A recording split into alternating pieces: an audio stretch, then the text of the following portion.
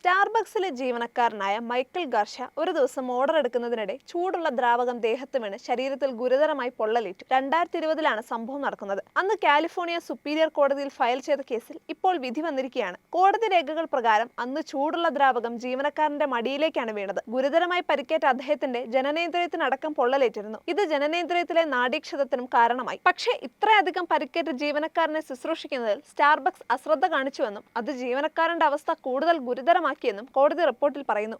ഒരു മനുഷ്യന്റെ അനുദിന ജീവിതത്തെയും ശാരീരിക ക്ഷമതയെയും ഗുരുതരമായി ബാധിക്കുന്ന രീതിയിൽ പരിക്കേറ്റിട്ടും സ്ഥാപനം വേണ്ടത്ര പിന്തുണ നൽകിയില്ലെന്നും കോടതി വിമർശിച്ചു.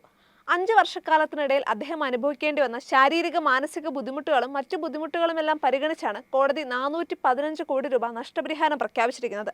പക്ഷേ ഇത്രയും വലിയൊരു തുക നൽകാനാകില്ലെന്നാണ് സ്റ്റാർബക്സിന്റെ അഭിപ്രായം. അദ്ദേഹത്തിന് സംഭവിച്ച ദുരിതത്തിൽ തങ്ങൾ സഹതപിക്കുന്നുണ്ടെങ്കിലും ഇത്ര വലിയൊരു തുക നഷ്ടപരിഹാരമായി നൽകാൻ കഴിയില്ല എന്നാണ് ഇവരുടെ നിലപാട്. കോടതി വിധിക്കെതിരെ അപ്പീൽ നൽകുമെന്നും കമ്പനി വ്യക്തമാക്കിയിട്ടുണ്ട്.